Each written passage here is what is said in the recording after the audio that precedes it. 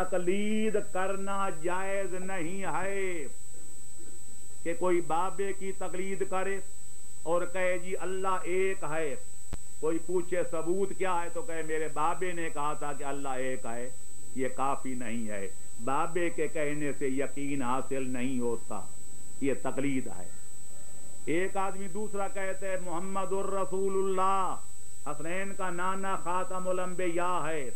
کوئی پوچھے ثبوت کیا ہے تو کہے میرے استاد جی نے کہا تھا کہ محمد اللہ کا رسول ہے. یہ بات نہیں چلے گی, یہ تقلید ہے.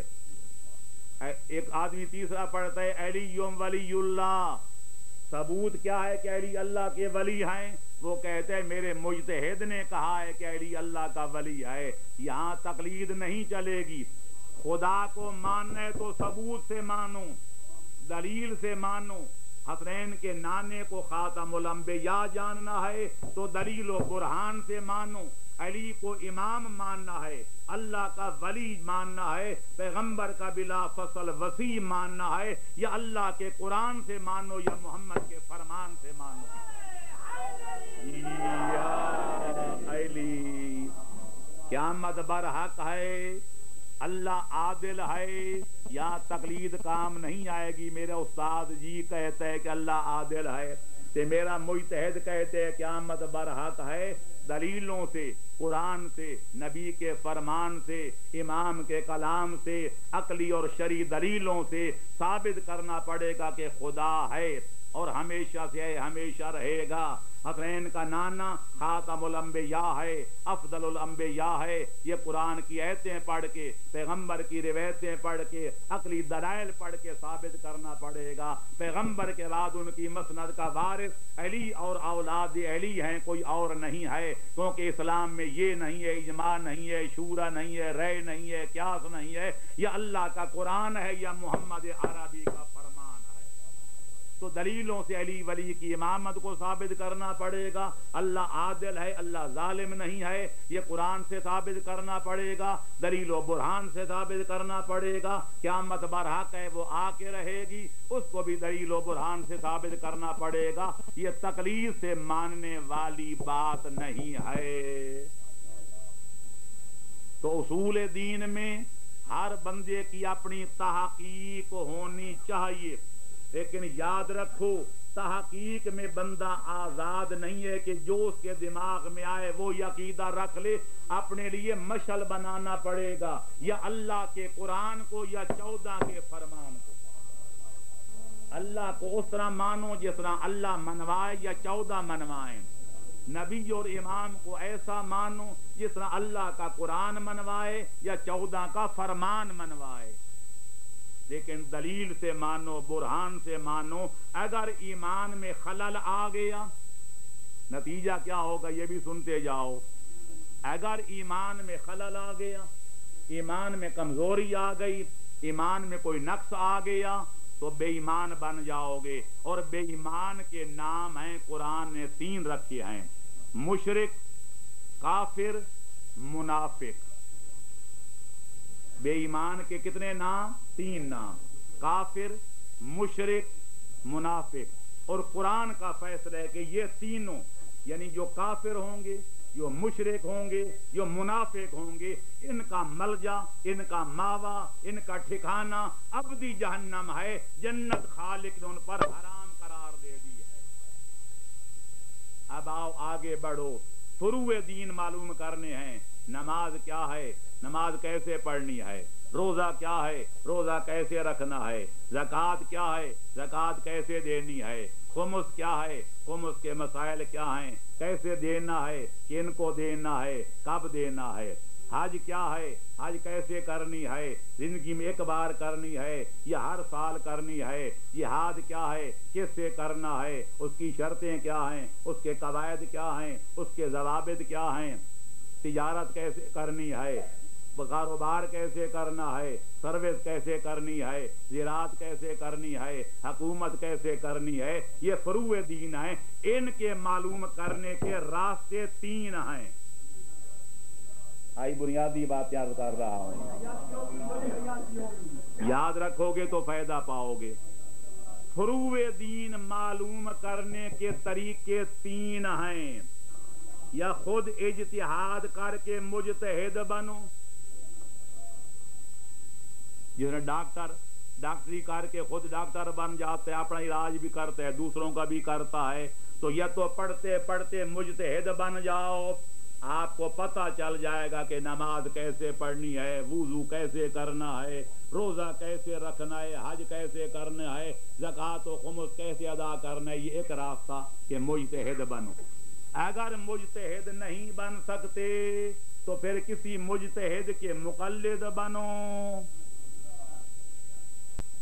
تقلید کے بارے میں ہماری قوم کو ابھی تک پتہ نہیں ہے کہ یہ کوئی پیری مریدی ہے، کوئی دست بیعت ہونا ہے، کسی کا مرید بننا ہے، کسی کے ہاتھ پہ جا کر بیعت کرنی ہے، کوئی جا کر مجتہد کے سامنے شرینی رکھنی ہے۔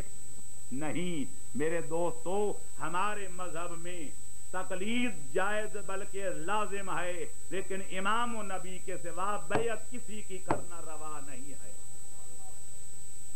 تقلید اور ہے، بیعت اور ہے، پیری مریدی اور ہے۔ اسلام میں نہ کوئی پیری ہے نہ مریدی، اسلام میں بیعت ہے تو صرف نبی اور امام کی، ان کے علاوہ کسی اور کے ہاتھ پہ بیعت کرنا جائز نہیں ہے۔ ہاں تقلید ہے۔ تقلید کیا ہے میرے دوستو؟ صرف جو مجتہد نہیں ہے وہ مجتہد سے مسئلہ پوچھے گا، اس مسئلے میں اللہ کا اور 14 کا فرمان کیا ہے، جو مجتہد بتائے گا اس پر عمل کرنے والوں کو خدا اور آل محمد کا حکم سمجھ کے عمل کرے گا، اسی کا نام تقلید ہے۔ ایک صاحب مجھ سے کہنے لگے، شیعہ نوجوان، یہ ہمارا ایک بھائی ہے، دوست ہے ہمارا، اہل حدیث یعنی وہابی، وہ کہتے ہیں قرآن سے کوئی آیت دکھاؤ جس میں خدا نے فرمایا کہ جو مجتہد نہیں ہے وہ کسی مجتہد کی تقلید کرے۔ میں نے کہا اس دوست سے جا کر کہنا کہ اگر بیمار ہو جائے تو ڈاکٹر کے پاس جاتا ہے یا نہیں؟ کہنے لگے جاتا ہے۔ میں نے کہا اپنے دوست سے کہنا ذرا قرآن کی وہ آیت پڑھ کے ہمیں سناؤ جس میں اللہ نے فرمایا کہ جب بیمار ہو جاؤ تو ڈاکٹر کے پاس جا کے علاج کراؤ۔ میں نے کہا تمہارے دوست نے مقدمہ لڑنا ہو تو وکیل کے پاس جاتا ہے یا نہیں؟ کہنے لگے ہاں۔ میں نے کہا اس سے کہنا ذرا وہ ہمیں آیت پڑھ کے سنائے جس میں اللہ نے فرمایا کہ جب مقدمہ لڑنا ہو تو کسی وکیل کے دروازے پہ جاؤ۔ میں نے کہا تمہارا وقت دوست اگر اس نے کوئی مکان بنوانا ہو تو آیا کسی کاریگر کے پاس جاتا ہے یا نہیں؟ کہنے لگے جاتا ہے۔ میں نے کہا اس سے کہنا کہ ذرا قرآن کی آیت ہمیں سنائے جس میں اللہ نے فرمایا کہ مکان بنوانا ہے تو کسی مستری کے دروازے پہ جاؤ۔ میرا دوست کہنے لگے جناب یہ تو فطری چیز ہے۔ میں نے کہا پھر تقلید بھی فطری ہے۔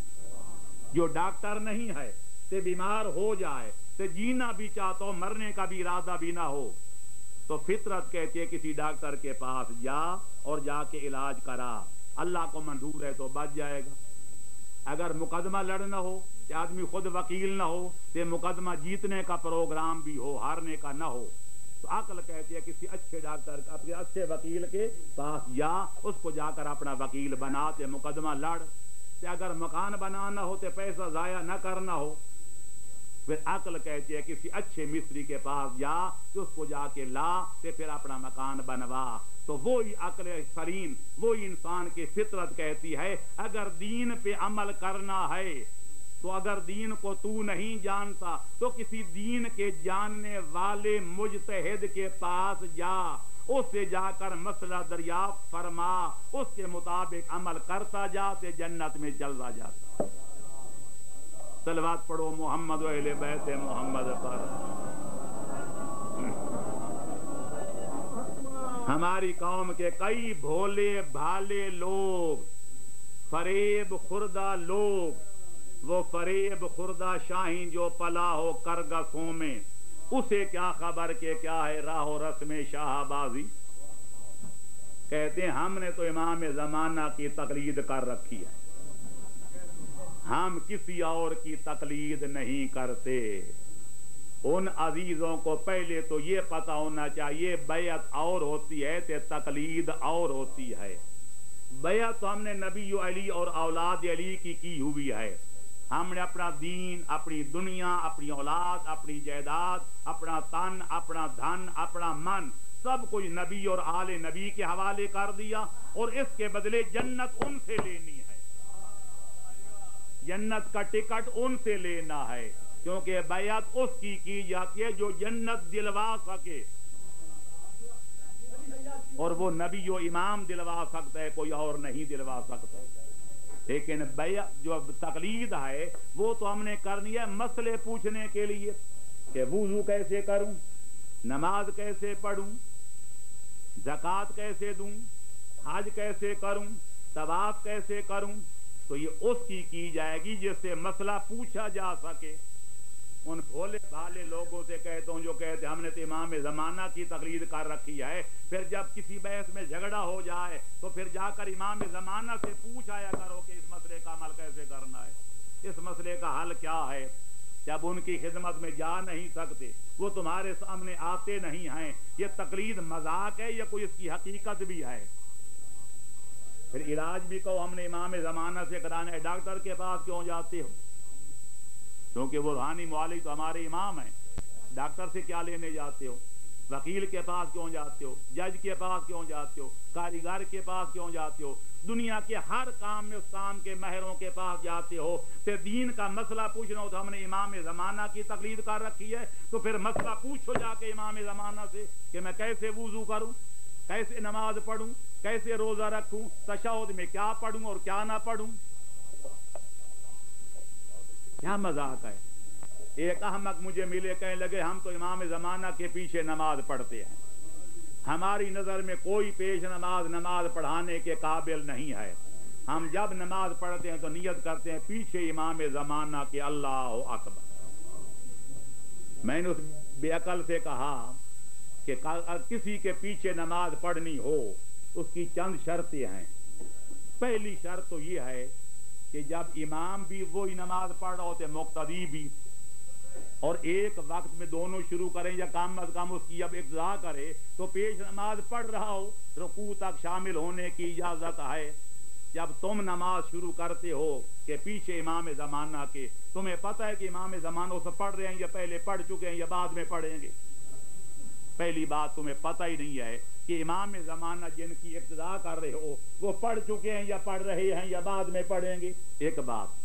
دوسری شرط ہے کہ اس امام جب مقتدی کسی کے پیچھے نماز پڑھے تو اس کے درمیان ایک قدم کا فاصلہ امام کے کھڑے ہونے کی جگہ سے ماموم کے سجدے والی جگہ، ان کے درمیان ایک ہاتھ کا فاصلہ ہونا چاہیے۔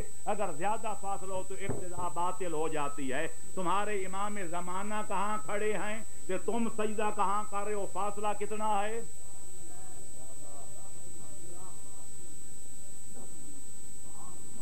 کوئی بھی چول سیدھی نہیں۔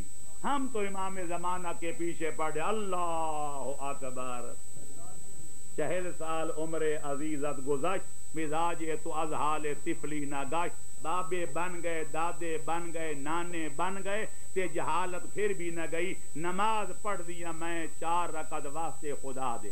اور بابا تو مرد ہے، پڑھتی کیوں ہے؟ پڑھتی ہوں۔ کہنے لگے مجھے استانی جی نے یوں ہی نیت کرائی تھی جب میں بچہ تھا۔ نماز پڑھ دیا میں 4 رکعت واجب قربتاً اللہ۔ بابا تو مرد ہے۔ کہنے لگے ٹھیک ہے میں مرد ہوں، پر استانی نے مجھے نیت یوں ہی کرائی تھی۔ نماز پڑھ دیا میں۔ صلوات پڑھو محمد و اہل بیت۔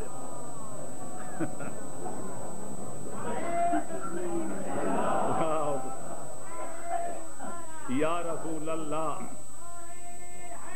یا اللہم صلی علی محمد وآل محمد۔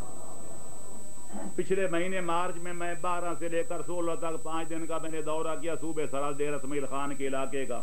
ایک سادات کرام کی بستی میں مجھے جانے کا موقع ملا۔ کوئی سادات کرام میرے حمایتی تھے، کوئی غائبانہ طور پر میرے کرم فرما، میرے مخالف تھے، نہ دیکھا تھا نہ سنا تھا نہ پڑھا۔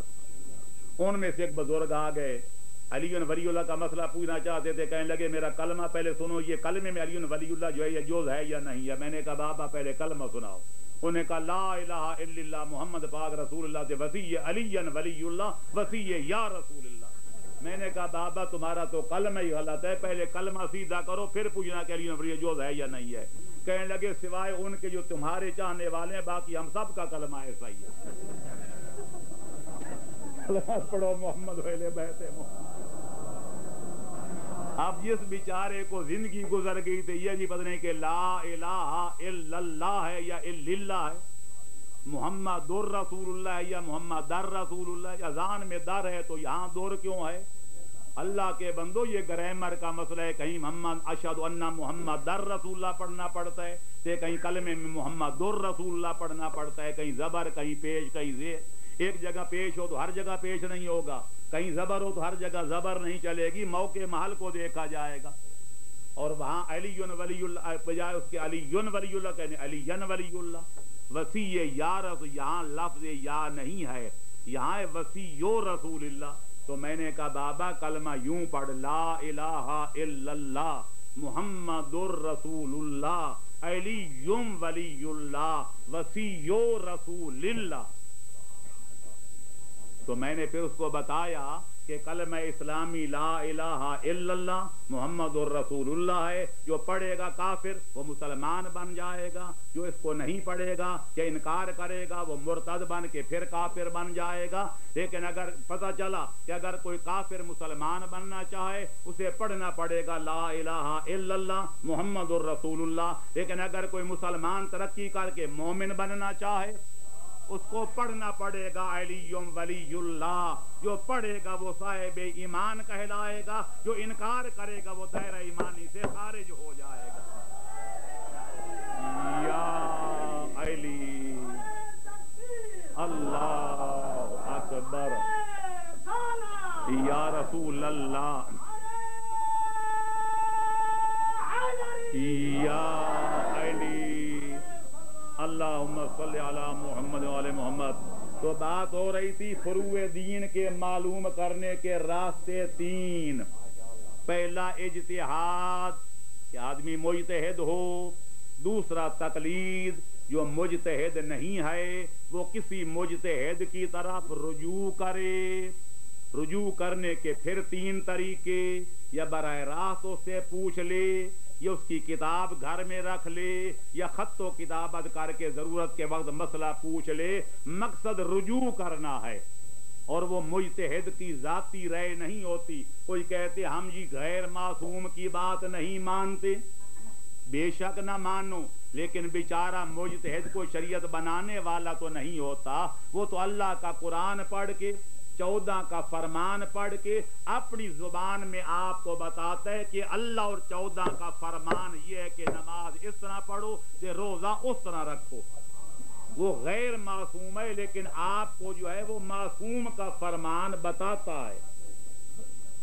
لہذا فروع دین کے طریقے کتنے بن گئے معلوم کرنے کے؟ ایک اجتہاد, دوسرا تقلید, ایک تیسرا طریقہ بھی ہے وہ ہے احتیاط, کہ جس بات میں اختلاف ہو اس پر ایسا عمل کیا جائے کہ احتیاط پر عمل کیا جائے تاکہ یقین ہو جائے میری جو تکلیف شرعی تھی وہ میں نے ادا کر دی ہے.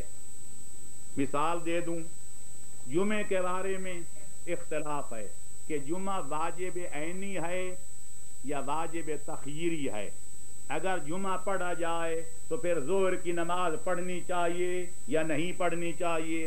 آج کل امام زمانہ کی غیبت میں جمعہ واجب ہے یا واجب نہیں ہے.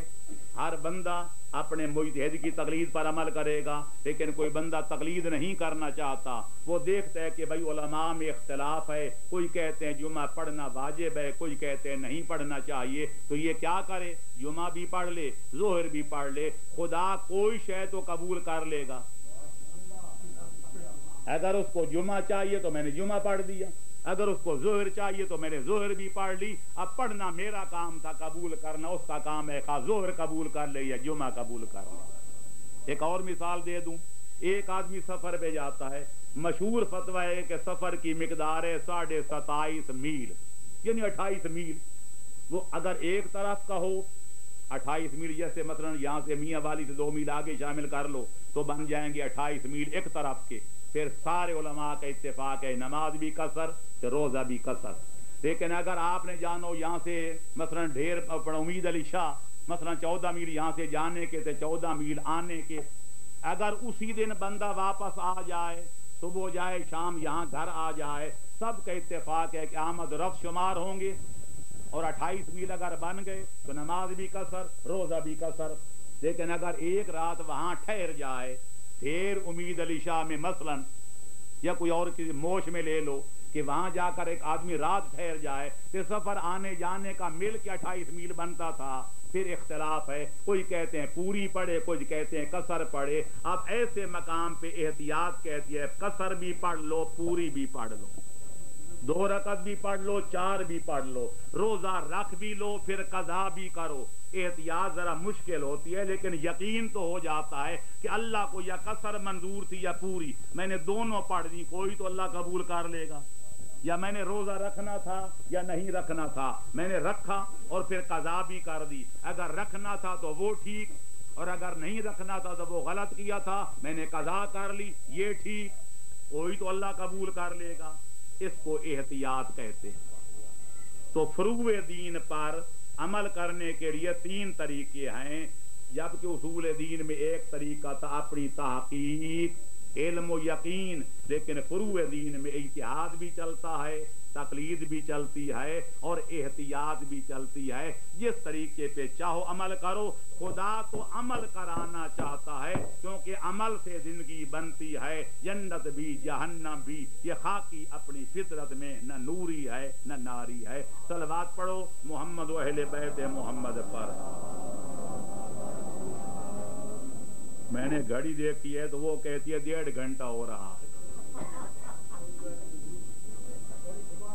کتنا آج کل کے دور میں پڑھنا بھی ظلم سے، سنانا بھی ظلم۔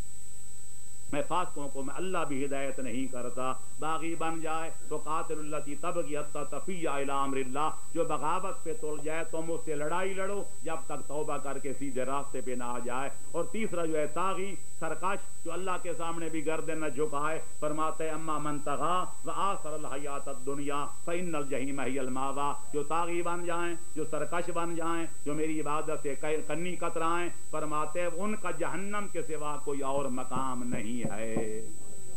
تو لہذا آدمی تب مومن بنے گا اور تب مومن عادل بنے گا، تب مسلمان بنے گا، تب علی اور اولاد علی کا سچا غلام بنے گا کہ جب دلائل و براہین سے اپنے اصول دین بھی محکم رکھے گا اور عمل بھی صحیح طریقے پہ بجا لائے گا، اصول بھی محکم، فروع بھی درست، انشاءاللہ پھر آدمی سچا مسلمان بھی بن جائے گا، آل محمد کا غلام بھی بن جائے گا۔ اب اصول عقائد کتنے ہیں کہ فروع دین کتنے ہیں، ان کے پھر شعبے کتنے ہیں، انشاءاللہ ان باتوں پر کل کی مجلس میں تبصرہ کرنے کی کوشش کی جائے گی۔ صلوات پڑھیں محمد و اہل بیت محمد پر۔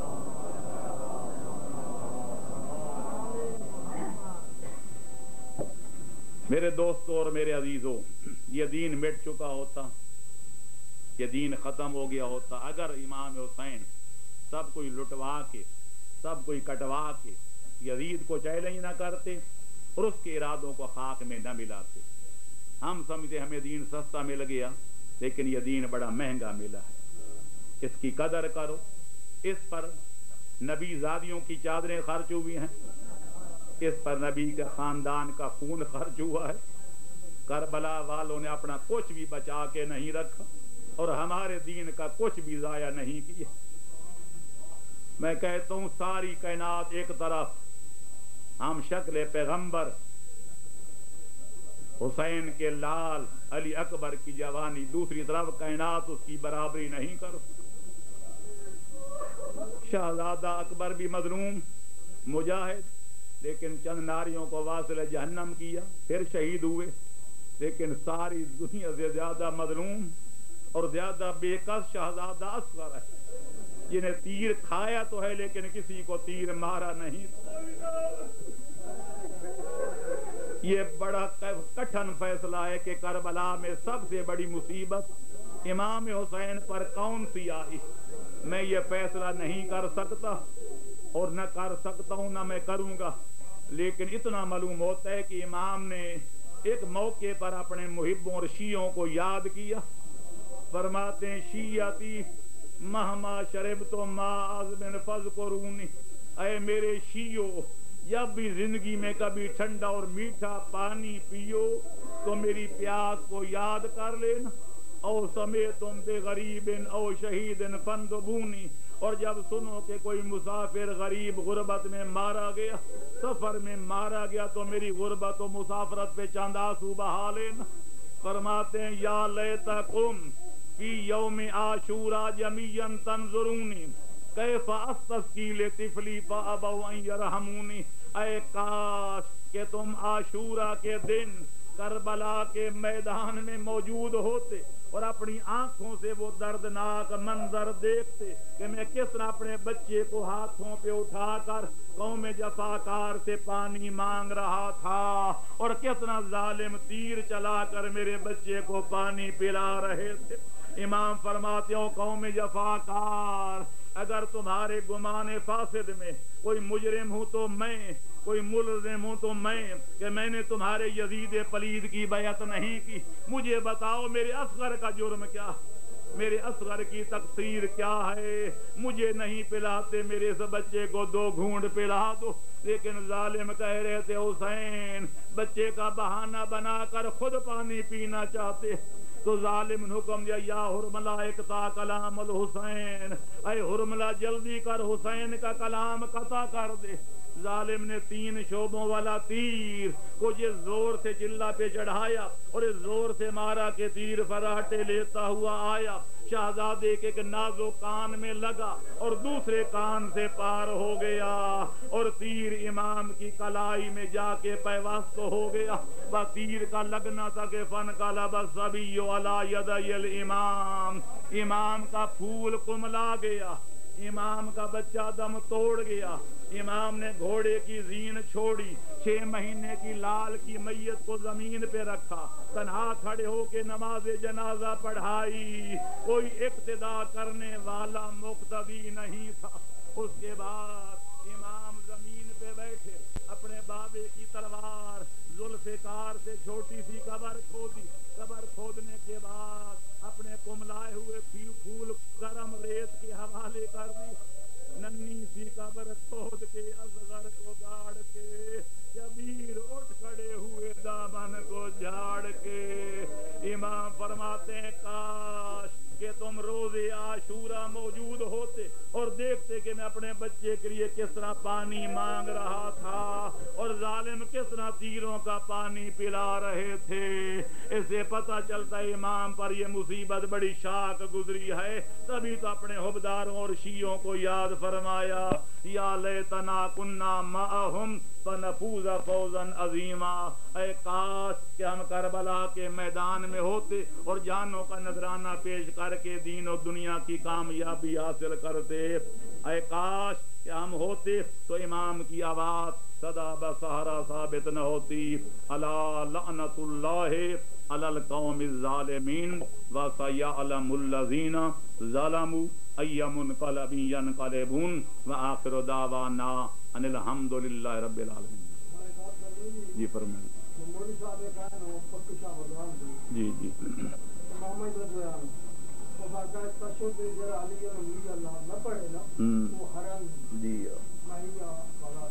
میرے محترم اس مولوی سے جس نے امامہ باندھا ہوا تھا اس سے صرف پوچھ لینا چلو مولویوں کو چھوڑو، علماء کو چھوڑو، نبی جس کا کلمہ پڑھتے ہو اور علی ولی جس کی ولایت کا تم دم بھرتے ہو، 14 معصوم تشہد میں یہ پڑھتے تھے یا نہیں؟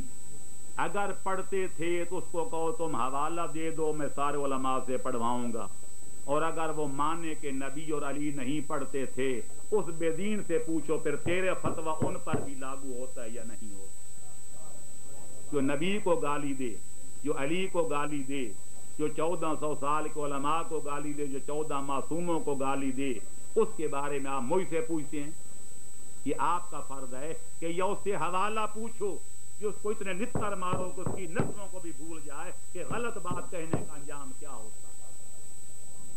یہ ہماری قوم ہے. جو ممبر پر آ جائے، کوئی عالم آ جائے، کوئی جاہل آ جائے، کوئی ذاکر آ جائے، کوئی مولوی آ جائے، اسے کہیں گے آپ کا خیال کیا ہے، آپ کی رائے کیا ہے. دین کو ہم نے موم کی ناک بنا رکھا اور ساری میری مجلس کا لب لباب یہی تھا کہ دین بنانا خدا کا کام ہے، نبی بھی دین پہنچانے والا ہوتا ہے، امام دین پھیلانے اور بچانے والا ہوتا ہے۔ ملا کس بات کی مولی ہیں کہ جو چیز ان کو پسند آ جائے وہ دین میں داخل کر دیں، جو ناپسند اس کو دین سے خارج کر دیں۔ جو دین میں رائی کے دانے کے برابر کو شاید بڑھائے گا یا گھٹائے گا وہ وہیں جائے گا جہاں ابلیس علیہ لعنت جائے گا۔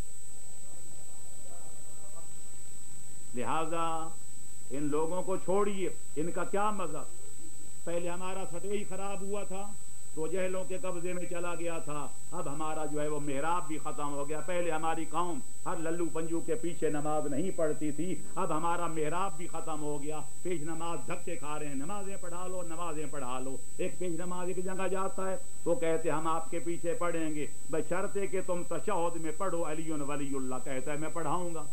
چند مہینے کے بعد وہاں سے چھٹی ہو جاتی ہے، دوسری جگہ جاتا ہے نماز پڑھا لو، وہ کہتے ہیں پڑھیں گے بشرطے کہ تشہد میں علی ولی اللہ نہ پڑھو، وہ کہتا ہے میں نہیں پڑھوں گا۔ اس کا معنی ہے مولوی کا کوئی نہ دین ہے نہ کوئی مذہب، اس کا وہی دین ہے جو مقتدیوں کا دین ہے۔ بتوں سے تجھ کو امیدیں خدا سے نہ امیدی، مجھے بتا تو صحیح اور کافری کیا ہے۔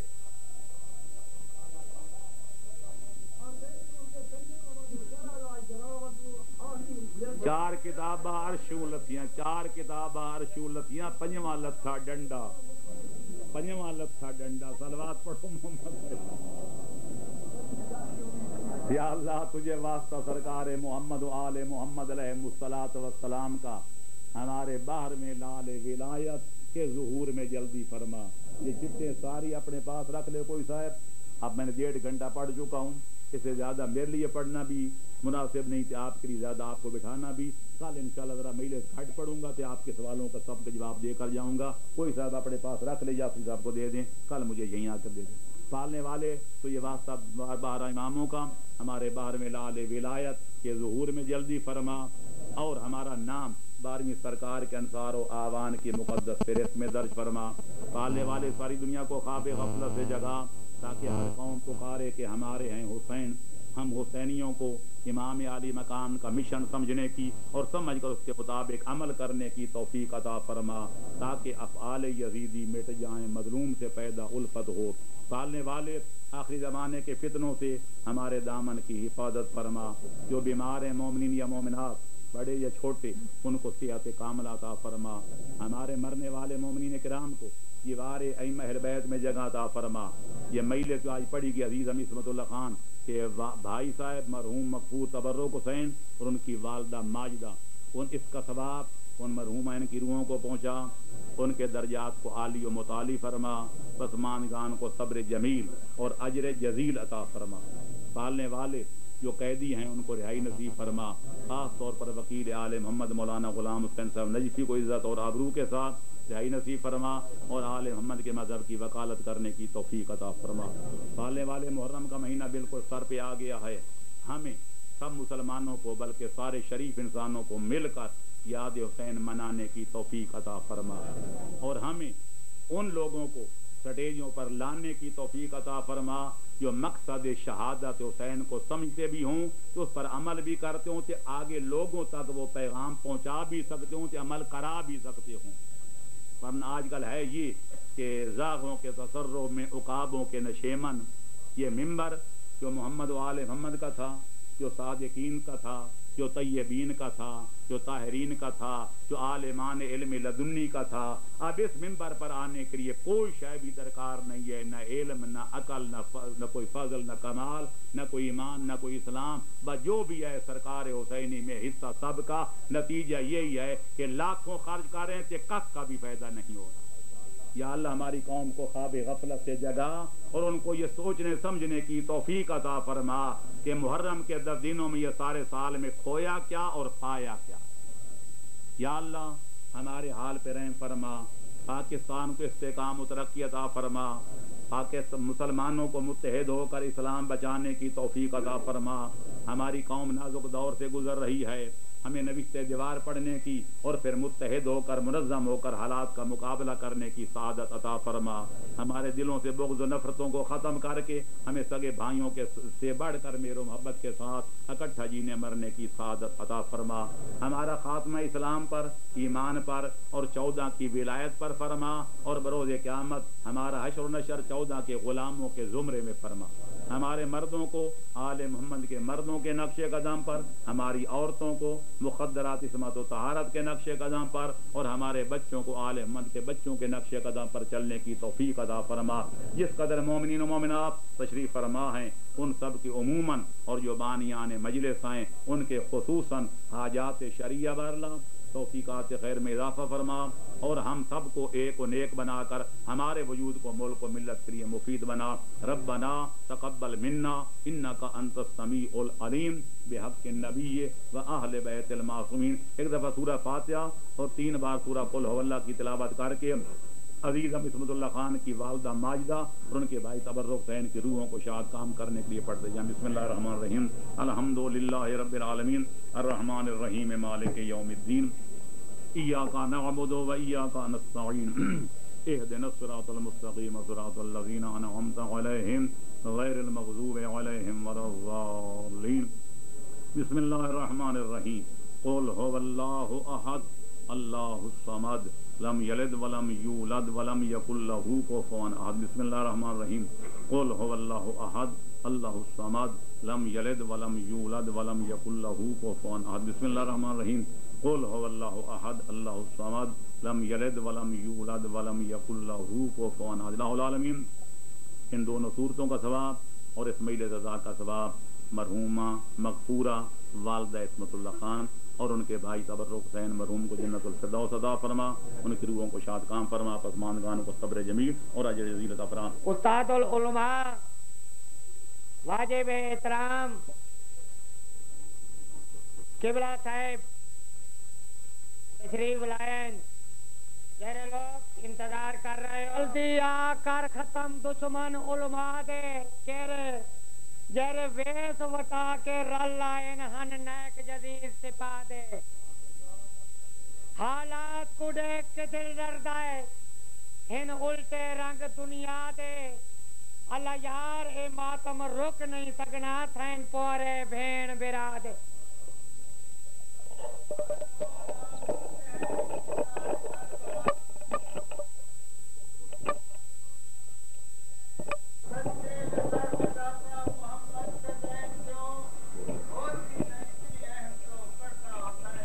بسم اللہ الرحمن الرحیم. الحمد للہ رب العالمین والصلاة والسلام علی اشرف الانبیاء والمرسلین وأہل بیتہ الطیبین الطاہرین المعصومین.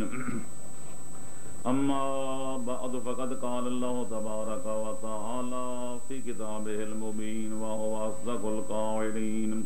اعوذ باللہ من الشیطان الرجیم. بسم اللہ الرحمن الرحیم.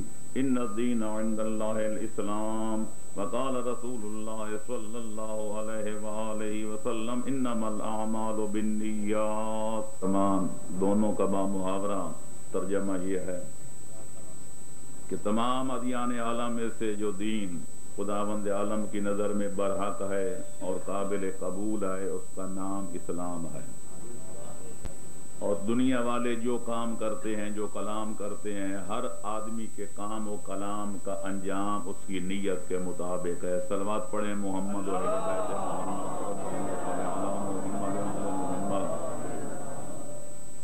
کل کی طویل و عریض تقریر کا لب لباب یہ تھا کہ ہر چیز کا ایک جسم ہوتا ہے ایک روح ہوتی ہے. جب تک جسم و روح کا اتصال برقرار رہتا ہے اس چیز کی قدر ہوتی ہے، قیمت ہوتی ہے، منزلت ہوتی ہے. لیکن جسم اور روح کا جب انقطاع ہو جائے، کسی جسم سے روح خارج ہو جائے، نکل جائے تو پھر جسم بیکار ہو جاتا ہے. جسم سے روح نکل جائے، پھول سے خوشبو نکل جائے، تیل سے تراوٹ نکل جائے، آگ سے حرارت نکل جائے، برف سے ٹھنڈک نکل جائے تو پھر وہ چیز بیکار ہوتی ہے. تو بنا بری سوال یہ پیدا ہوتا تھا کہ ہماری مجلس اعضاء کا جسم کیا ہے، اس کی روح کیا ہے.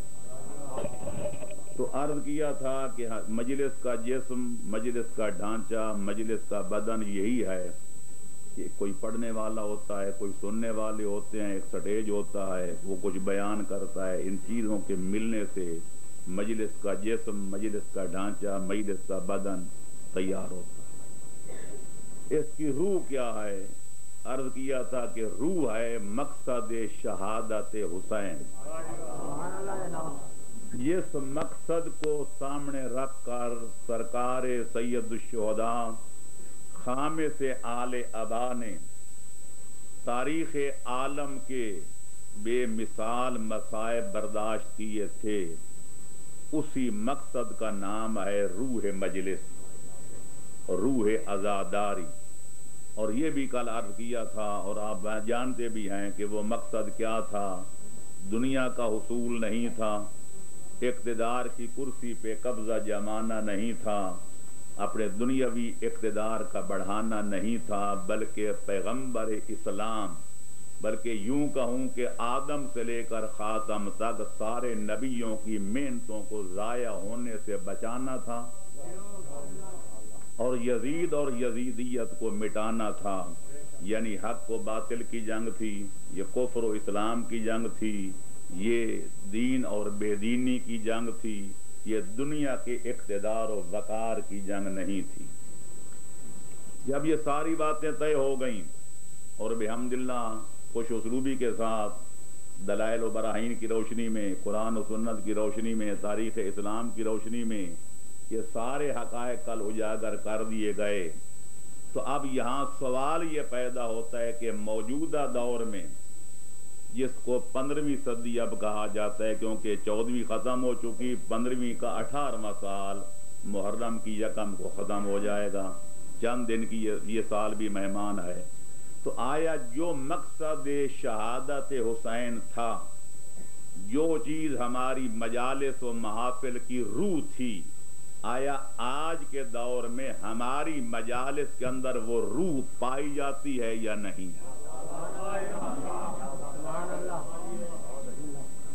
مقصد یہ تھا کہ افعال یزیدی مٹ جائیں، مظلوم سے پیدا الفت ہو، اس واسطے ان کے درد بھرے احوال سنائے جاتے ہیں. تو ایک لمحہ فکریہ ہے. ہماری قوم، ہماری ملت، ملت گریہ کن، ملت جعفریہ اور حضرات شیعہ خیر البریہ جس قدر عزاداری سید الشہداء پر پیسہ، جان، مال خرچ کرتے ہیں، اقوام عالم میں ڈھونڈو گے تو قیامت تک اس کی تمہیں مثال نہیں ملے گی. لہذا دیکھنا یہ ہے کہ ہم جو کچھ خرچ کرتے ہیں، جو کچھ اہتمام کرتے ہیں، خاص طور پر محرم اور حرام کے دنوں میں خصوصاً اور باقی سال کے دنوں میں عموماً، آیا اس کے اندر وہ روح پائی جاتی ہے جو مجالس کی روح تھی یا نہیں ہے؟ اگر پائی جاتی ہے تو پھر ہمیں خالق و مالک کا شکر بجا لانا چاہیے کہ ہمارے مجلس کا جسم بھی ہے، اس کے اندر روح بھی ہے. لیکن اگر اس میں کوئی کمی ہے یا روح نہیں ہے تو پھر ہمیں سوچنا پڑے گا کہ اس کے اندر روح ڈالنے کے لیے ہماری ذمہ داری کیا ہے اور ہمارا وظیفہ کیا ہے، ہمارا فریضہ کیا ہے. صلوات پڑھیں محمد و اہل بیت محمد پر، اللہم صلی علی محمد و آل محمد. یہ حقیقت اگرچہ تلخ ہے، کڑوی ہے اور ہمیشہ حق کڑوا ہوتا ہے، لیکن ہے ناقابل انکار. بڑے افسوس کے ساتھ یہ اس تلخ حقیقت کا اظہار کرنا پڑتا ہے کہ آج کے دور میں ہماری مجالس و محافل کے اندر سب کچھ ہے لیکن روح مجلس نظر نہیں آتی. روح مجلس یعنی وہ دین اسلام جس کی بقا کے لیے سید الشہداء نے اپنے نانے کے روضے کا سایہ چھوڑا تھا، جس کی خاطر امام نے بندھا ہوا احرام عمرہ مفردہ کے ساتھ بدل کے یوں کہو کہ یعنی احرام حج توڑا تھا، جس کی خاطر امام عالی مقام نے جنگل کربلا کی طرف رخ موڑا تھا، اور جس مقصد کی خاطر امام نے ہم شکل پیغمبر بیٹے ذبح کرائے تھے، اور جس مقصد کی آپ یاری کے لیے امام عالی مقام نے سرکار وفا جیسے بھائیوں کے بازو قلم کرائے تھے، اور جس عظیم مقصد کو سامنے رکھ کر سید الشہداء نے اپنی چادر تطہیر کی مالک بہنوں بیٹیوں کے برقعے لٹوائے تھے، اور جس عظیم نصب العین کے احیاء کے لیے زندہ رکھنے کے لیے امام نے اپنی گردن کٹوا کر نوک نیزہ پہ بلند کرائی تھی، آج وہ مقصد ڈھونڈا جائے تو کہیں نظر نہیں آتا۔ اجتماع ہوتے ہیں، دعوتیں ہوتی ہیں، جلسے ہوتے ہیں، جلوس ہوتے ہیں، سب کچھ ہوتا ہے، لیکن روح مجالس کم ہی نظر آتی ہے۔ ہماری مجالس میں چاہیے تو یہ تھا کہ دین اسلام کے حقائق بیان ہوتے، کہ دین اسلام جس کی خاطر امام نے یہ سارے مصائب کے پہاڑ اٹھائے تھے، اس دین کے اصول کیا ہیں، اس دین کے فروع کیا ہیں، اس دین کے عبادات کیا ہیں، اس دین کے معاملات کیا ہیں، اس دین کے اخلاقیات کیا ہیں، اس دین کے معاشرتیات کیا ہیں، اس دین کے تمدنیات کیا ہیں، اس دین کے حیاتیات کیا ہیں، اس دین کے معاشیات کیا ہیں، اس دین کے مطابق جینے مرنے کے طور و طریقے کیا ہیں۔ یہ کچھ بھی نہیں ہوتا۔ ہوتا کیا ہے؟ پہلے دو چیزوں سے ہماری آج کل مجالس مرکب ہیں، پہلے چند فضائل، اس کے بعد چند مسائل۔ اگر وہ بھی صحیح ہوتے تو کوئی شکوہ نہیں تھا۔ افسوس اس بات کا ہے کہ فضائل اس رنگ میں بیان کیے گئے کہ آج عوام کو سمجھ نہیں آتی کہ خدا کا مقام کیا ہے اور امام کا مقام کیا ہے۔ توحید و امامت کو گڑ مڈ کر دیا گیا، اور مصائب وہ پڑھے گئے اور پڑھے جا رہے ہیں کہ پتہ نہیں چلتا کہ حقیقت کیا ہے، مجاز کیا ہے، غلط کیا ہے، صحیح کیا ہے۔ اور بعض درد دین رکھنے والے علماء کو کہنا پڑا، جیسا کہ بعض علماء ایران نے لکھا ہے، فریاد ہائے متحری بر تحریفات عاشورہ، کہ اصل واقعات کربلا پڑھے جائیں، موجودہ ذاکر و مولویوں کے بیانات پڑھے جائیں تو معلوم ہوتا ہے وہ شہزادہ علی اکبر جو کربلا کے میدان میں شہید ہوا تھا وہ کوئی اور تھا، جس کو ہمارے ذاکر مولوی پیش کر رہے ہیں یہ کوئی شہزادہ اور ہے۔ وہ شہزادہ قاسم ابن الحسن جو کربلا میں شہید ہوا تھا وہ کوئی اور تھا، اور جس کی آج سیجیں نکالی جا رہی ہیں یہ کوئی شہزادہ قاسم اور ہے۔ نہ توحید، نہ رسالت، نہ عقید عدالت، نہ قیامت، نہ نماز، نہ روزہ، نہ حج، نہ زکوٰۃ، نہ باقی احکام کی تبلیغ، نہ کوئی نشر، نہ کوئی اشاعت، بلکہ جیسا میں عرض کر رہا تھا شان اس طریقے سے بیان کی گئی کہ لوگوں کی سمجھ میں آ گیا، لوگوں کے ذہنوں میں یہ بٹھا دیا گیا کہ خداوند عالم تو بالکل ایک معطل محض ہے۔ اس وقت خداوند عالم کا اپنی مخلوق کے ساتھ کوئی رابطہ نہیں ہے، اس کا ان کے معاملات میں کوئی دخل رمل نہیں ہے۔ لوگوں کے ذہنوں میں غالیت، نصیریت، شیخیت کوٹ کوٹ کے بھری گئی کہ بس خدا نے تو پینتن پاک کو پیدا کیا تھا، خدا کی خدائی کا کام ختم ہو گیا، اب آگے پیدا کرنا، موت دینا، نظام عالم کو چلانا یہ محمد و آل محمد اور خصوصاً حیدر قرار کا فریضہ ہے۔ خدا کے پلے میں رکھا ہی کیا ہے؟ لہذا یعنی جس توحید کی خاطر پیغمبر اکرم نے دندان مبارک توڑوائے، جس توحید کی خاطر حیدر قرار نے مسجد خانہ خدا میں شہادت اختیار فرمائی، جس توحید کی خاطر حسن مجتبیٰ نے اپنے جگر کے 72 ٹکڑے کرائے، اور جس توحید کی خاطر مظلوم کربلا نے یہ سارے جاں گداز مصائب اپنے سر پہ اٹھائے اور سب کچھ برداشت کر کے بھی کہا کہ سبحان ربی الاعلی و بحمدہ، کہ میرا رب اگر ہے تو رب العالمین ہے، میں کسی اور کے سامنے جھکنے کے لیے کبھی تیار نہیں ہوں۔ نعرہ تکبیر، اللہ اکبر، نعرہ رسالت، یا رسول اللہ یا علی۔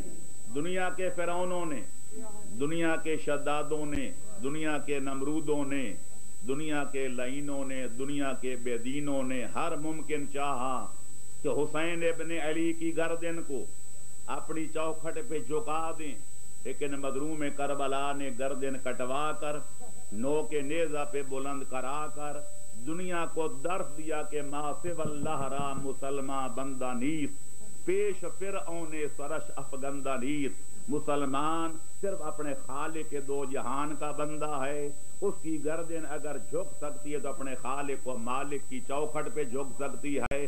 اگر کوئی وقت کا نمرود، کوئی وقت کا شداد، کوئی وقت کا فرعون اس کی گردن کو اپنی طاقت و قوت اور مال و دولت کے بل بوتے پر اپنے سامنے جھکوانا چاہے تو اللہ کا بندہ اپنی گردن کٹوا تو سکتا ہے، لیکن باطل کے سامنے جھکا نہیں سکتا۔ لیکن آج ہم نے کیا حاصل کیا؟ ہمیں ہر شے پہ توقع ہے، ہر شے سے ہماری امیدیں وابستہ ہیں، خواہ پڑھنے والے ہوں یا سننے والے۔ اگر ہمیں بھروسہ نہیں ہے تو رب العالمین پہ نہیں ہے۔ بقول شاعر بتوں سے تجھ کو امیدیں، خدا سے نہ امیدی، مجھے بتا تو صحیح اور کافری کیا ہے۔ عقائد کا جنازہ نکل گیا۔ جو خدا کے صفات تھے، کائنات کا خالق خدا، کائنات کا مالک خدا، کائنات کا پالق خدا، ہم نے وہ سارے صفات جناب علی ولی کی طرح منسوب کر دیے۔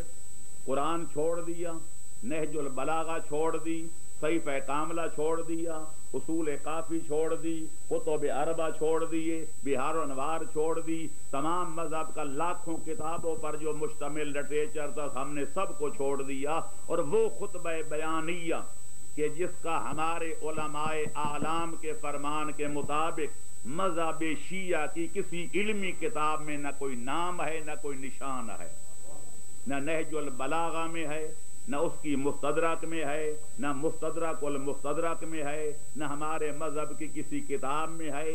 اگر ملتے تو بعض صوفیوں کی کتابوں میں، تفضیلیوں کی کتابوں میں، ادھر علی کو بڑھانے پہ آتے ہیں تو خدا سے بڑھا دیتے ہیں، گھٹانے پہ آتے ہیں تو اصحاب ثلاثہ سے گھٹا دیتے ہیں۔ جیسا کہ کوکب دری لکھنے والے نے وہ خطبہ بیانیہ نقل کیا، جب علی کی شان بیان کرنے لگے تو خدا کو نیچے اور علی ولی کو خدا سے بھی کئی ہاتھ بڑھا دیا، اور جب گھٹانے پہ تو کہا خبردار علی کے فضائل کو دیکھ کر یہ نہ کہنا علی فلانے فلانے سے افضل ہیں، افضل فلانا پھر فلانا پھر فلانا، چوتھے نمبر پہ علی ہے۔ بدی عقل و دانش بباید غریب، ایسی عقل کا ماتم کرنا چاہیے کہ جس عقل کا مالک علی کو بڑھانے پہ آئے تو خدا سے بڑھا دے، اور گھٹانے پہ آئے تو اصحاب ثلاثہ سے گھٹا دے۔ وہ خطبہ بیانیہ کیا ہے؟ جی علی فرماتے ہیں آسمان کے شامیانے کا لگانے والا میں ہوں، زمین کے فرش کا بچھانے والا میں ہوں، درختوں پہ پتے لگانے والا میں ہوں، ماؤں کے رحموں میں بچوں کی تصویریں بنانے والا میں ہوں، بارشوں کا برسانے والا میں ہوں، ہواؤں کا چلانے والا میں ہوں، نبیوں کو نبی بنانے والا میں ہوں، کائنات کا انتظام اعلیٰ فرمانے والا میں ہوں، قیامت کا قائم کرنے والا میں ہوں۔ یعنی جتنے صفات خالق اکبر نے قرآن کے اندر، اور جتنے صفات نبی نے اپنے فرمان کے اندر، اور جتنے صفات خداوندی علی ولی نے اپنے کلام حق ترجمان نہج البلاغہ کے اندر خدا کی طرف منسوب کیے تھے، اس من گھڑت اور ایک بناوٹی اور جعلی خطبہ بیانیہ میں وہ سارے صفات علی ولی کی طرف منسوب کر دیے گئے۔ جب یہ لوگ سنتے ہیں تو کئی دفعہ مجھ سے سوال کیا گیا کہ آپ ہمیں یہ بتائیں کہ اللہ اور علی میں فرق کیا ہے۔ اور جہاں تک اعمال کا تعلق تھا، بجائے اس کے کہ یہاں حکم دیا جاتا، بتایا جاتا کہ نماز کتنی اہم ہے، کہ آدم سے لے کر عیسی ابن مریم تک، بلکہ آدم سے لے کر خاتم تک ہر نبی نے سجدے میں سر رکھا بھی خود اور اٹھایا بھی خود، لیکن حسین ابن علی واحد عبادت گزار ہیں کہ جنہوں نے خالق کے سجدے میں سر رکھا تو خود تھا لیکن اٹھایا خود نہیں۔ زندہ باد، زندہ باد، مردہ باد، اللہم صلی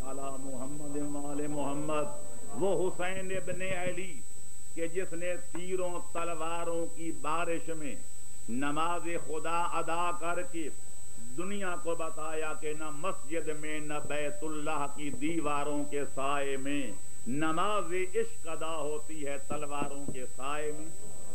وہ زکوٰۃ ہم 4 روپے ادا نہیں کر سکتے، رہتے ڈھونڈتے ہیں کہ فلاں چیز میں زکوٰۃ نہیں ہے، فلاں میں نہیں ہے، فلاں میں نہیں ہے، فلاں میں نہیں ہے، حالانکہ سارا قرآن بھرا پڑا ہے 100 سے زیادہ مقامات پر.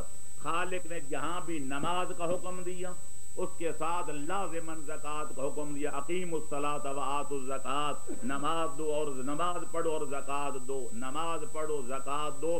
ہم تو 4 آنے دینے سے گریز کرتے ہیں، لیکن حسین ابن علی نے زکوٰۃ میں صرف جائیداد نہیں دی، زکوٰۃ میں صرف مال نہیں دیا بلکہ اولاد بھی دی اور آل بھی دی.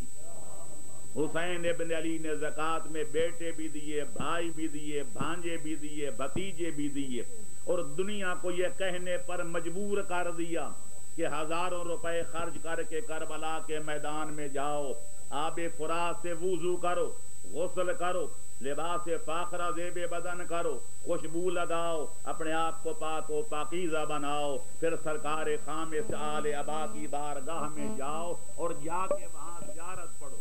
السلام علیکہ یبن رسول اللہ، السلام علیکہ یبن امیر المؤمنین، السلام علیکہ یبن فاطمۃ الزہرا، مولا جئتک زائرا، میں اپنا علاقہ چھوڑ کے، وطن چھوڑ کے، ملک چھوڑ کے آپ کی زیارت کے لیے کربلا حاضر ہوا ہوں. کیوں؟ کیا کرنے آئے ہو؟ اشہد انک قد اقمت الصلاۃ وآتیت الزکاۃ، مولا میں یہ گواہی دینے کے لیے آیا ہوں اور اپنے نام اعمال میں یہ لکھوانے کے لیے آیا ہوں کہ میں نے گواہی دی تھی کہ آپ نے نماز پڑھنے کا حق ادا کر دیا. گردن کٹوا تو دی لیکن خالق کے سجدہ سے اٹھائی نہیں ہے.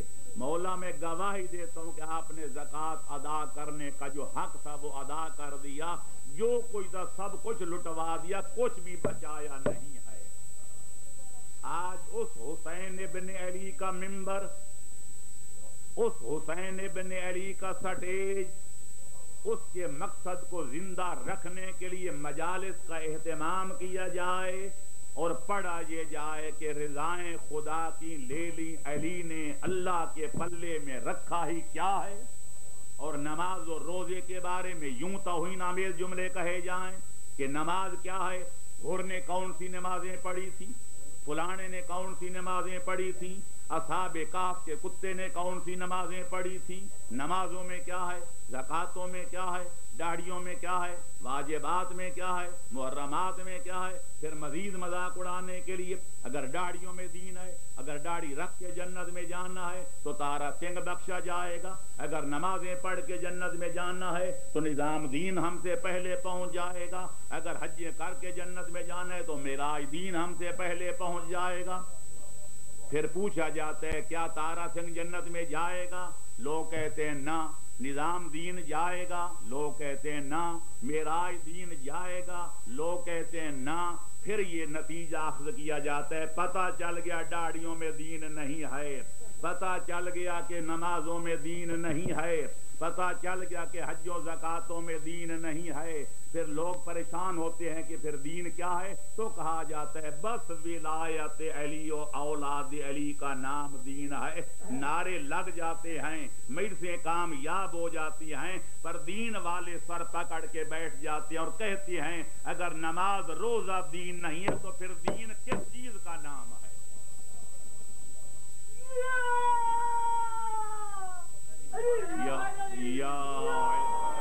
یہ کوئی نہیں سوچتا، یہ کوئی نہیں سوچتا، نہ کوئی بیان کرنے کی زحمت کرتا ہے. اگر نماز دین نہیں ہے، اگر روزہ دین نہیں ہے، اگر حج و زکوٰۃ کا ادا کرنا دین نہیں ہے تو سارا قرآن ان کے احکام سے کیوں چھلک رہا ہے؟ آل محمد کا فرمان ان سے کیوں لبریز نظر آتا ہے؟ تم نے 4 بندوں کی مثال دے دی. تارا سنگھ جنت میں نہیں جائے گا، اس لیے نہیں جائے گا کہ وہ مسلمان نہیں ہے. میزان نظام و دین معراج دین اگر آپ کے بقول نہیں جائیں گے تو اس لیے کہ علی ولی کی ولایت و امامت کے قائل نہیں ہیں، کیونکہ کہ آل محمد کی محبت ہے اجر رسالت. قل لا اسألکم علیہ اجرا الا المودۃ فی القربى، کہ میرا حبیب ان لوگوں سے کہہ دو کہ میں تم سے اس دین اسلام کی تبلیغ کے سلسلہ میں کوئی محنت نہیں چاہتا، کوئی محنتانہ نہیں مانگتا، کوئی افزانہ طلب نہیں کرتا. میں صرف یہ چاہتا ہوں کہ میرے قرابت داروں سے محبت کرو. لہذا سوال یہ پیدا ہوتا ہے کہ جب اگر شرط پر عمل نہ کیا جائے تو مشروط جائز